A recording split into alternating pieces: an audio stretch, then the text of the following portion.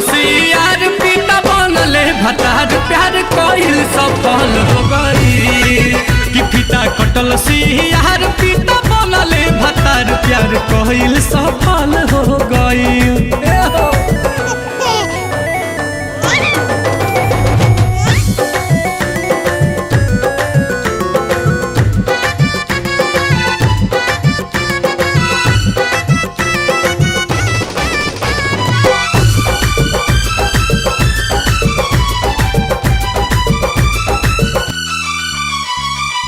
बाजारा बोला के कहल जान राख दूरी हो पियावा खटाई दिन रात एक सूरी हो चूल्हा चौकी संग ले लगायान कटनी पीटनी के उखियो हरियो में घुमल बा जरूरी हो।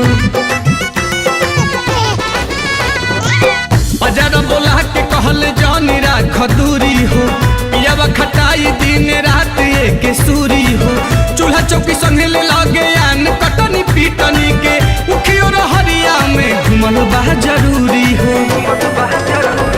नैहर में सिखबू तो ससुरा में टिकबू ओतने भेटाई माजा जतने परिकबू साचो सोरा हुआ ना ओकर कहल हो गई हो पिता कटलसी यार पिता बनले भतार प्यार कइल सफल हो गई पिता कटलसी यार पिता बनले भतार प्यार कइल सफल हो गई।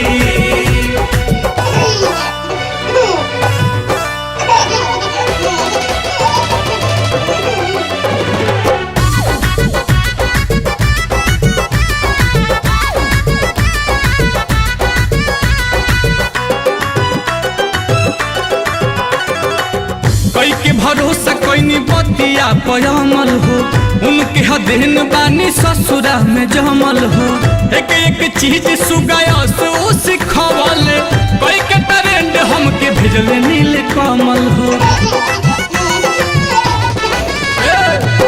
कई के भरोसा कईनी बतिया पयमल हो उनके हदेन बानी ससुरा में जमल हो एक एक चीज सुगायस ओ सिखवल हमके भेजले नील कमल हो। सोनू सुधा करके सको ना भइल रंग लाइल मेहनत यारवे के कइल मुँह बबुआ के ओकरे नकल हो गई पिता कटलसी यार पिता बनले भतार प्यार कइल सफल हो गई।